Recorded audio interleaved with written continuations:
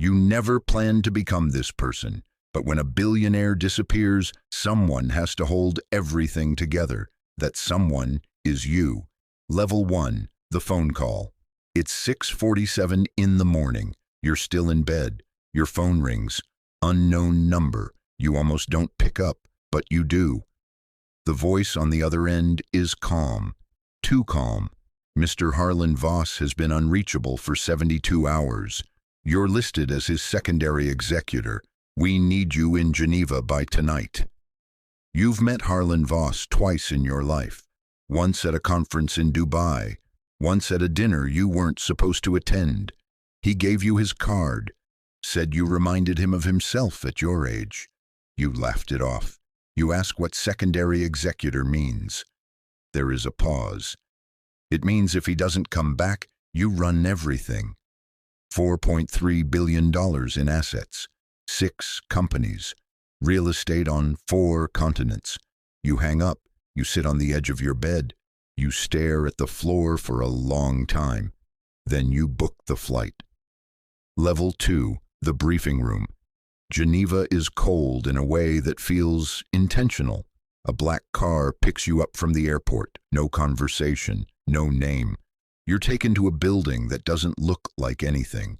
No signage, no lobby, just a door. Inside, there's a room with a long table and 6 people who all look like they haven't slept in days. And one woman, early 40s, sharp eyes, who does all the talking. Her name is Adrienne. She tells you Harlan Voss left his estate in Zurich on a Tuesday. His jet landed in Dubrovnik. After that, nothing. No communication. No trace. She slides a folder across the table. Inside is a document you signed 7 years ago. You barely remember it. Some favor you did for Harlan. Some problem you helped him solve quietly. He said it was a formality. A thank you in legal form. You didn't read the fine print. You should have read the fine print, because the fine print says that in the event of Harlan's absence, incapacity or death, full operational authority transfers to you. She says, you have 48 hours to decide whether to activate or decline. You ask what happens if you decline. She doesn't smile. She just says, things get complicated. Level 3, the first decision. They give you an office on the 4th floor, floor-to-ceiling windows, a skyline that makes you feel small and powerful at the same time. There's a stack of documents waiting for you, a board meeting in London in 4 days that needs someone in Harlan's chair. You make your first call. You approve a $47 million contract extension in Singapore. Your hand is barely shaking. You tell yourself this is temporary. You tell yourself Harlan is just off the grid. He'll resurface. But then you find something. In the briefing folder buried at the back, there's a single handwritten note. Harlan's handwriting. It says one thing. Don't let them close the Malta account. You ask Adrienne about the Malta account. She says she doesn't know what you're referring to. But her eyes say something completely different. You put the note in your jacket pocket. You stop trusting Adrienne. Level 4, the money by day 3, you have access to everything. Accounts, emails. The number that keeps appearing is $340 million. It moved 12 days before Harlan disappeared. Not out of the company, not to a vendor, a chain of entities that traces through Luxembourg, then Cyprus, then disappears. You spend 6 hours trying to follow it. You can't. You start to understand that Harlan's empire isn't just complicated. It's designed to be impenetrable. That night, a man you don't know knocks on your hotel room door. He says he worked for Harlan for 11 years. Risk management, he says. Whatever they told you about the Malta account, stop looking. You ask why. He says, because the last person who looked for it is the reason you're here. He leaves before you can ask another question. You lock the door. You don't sleep. Level 5, the board, London. 4 days in. You sit in Harlan's chair at the head of a table with 14 people who have more money than most countries. They stare at you like you're a substitute teacher and the class has decided to riot. So when the CFO tries to push through a motion, To transfer operational control to a committee, you shut it down. Silence. Then the oldest man in the room, a Greek shipping magnate named Theo, leans back in his chair and looks at you differently. You go back to your hotel room, you order food you don't eat. You open your laptop, you start your own investigation. Level 6, the leverage. Weeks in, and you've stopped thinking about going home. You have a security detail now. 2 men, they don't introduce themselves. They're just there when you leave any building. You found 6 more anomalies in Harlan's financial structure. Shell companies moving money in patterns that only make sense if someone was preparing for something. You get an encrypted message through a channel you didn't know you had access to. No sender, just 4 words. Malta, account 7, Tuesday. You tell no one.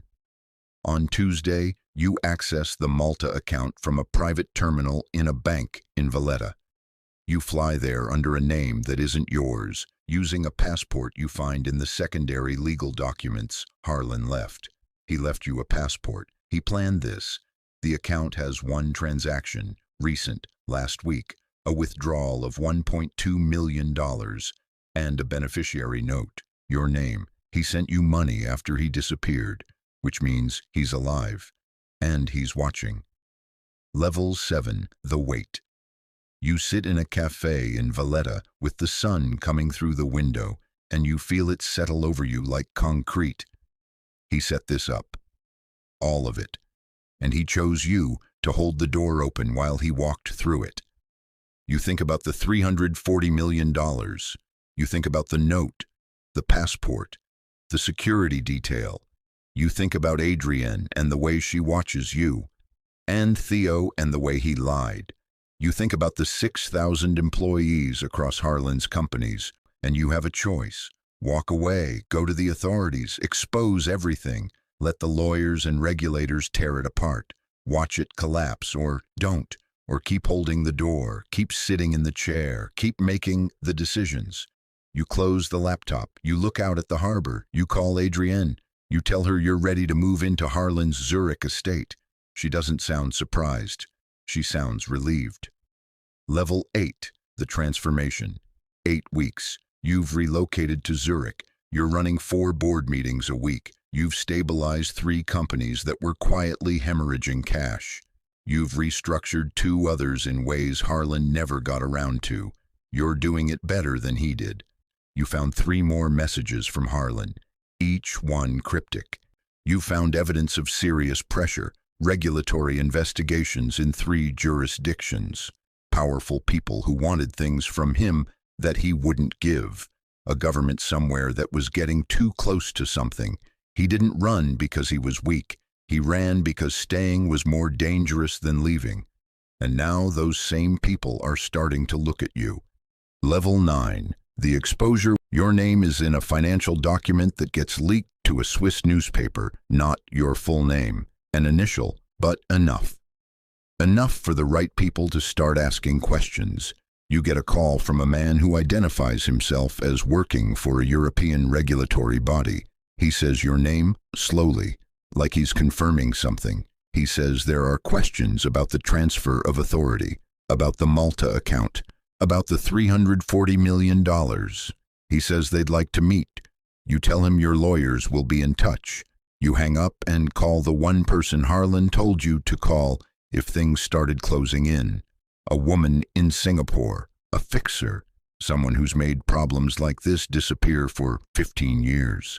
She listens to everything. Then she says, he told me you'd call. He said to tell you the exit is already built. You just have to decide if you want to use it. Level 10, the choice. There are 2 folders on the desk in front of you. Harlan left them, hidden in the estate. You found them 3 days ago. You've been staring at them ever since. The first folder is everything, every name, every account, every illegal transfer, every regulatory violation. The second folder is a new identity, new name, new passport. Outside, Geneva hums.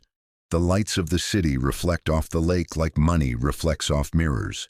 Everywhere and nowhere at once. Your phone rings. It's a number you don't recognize. You know who it is before you answer. You pick up.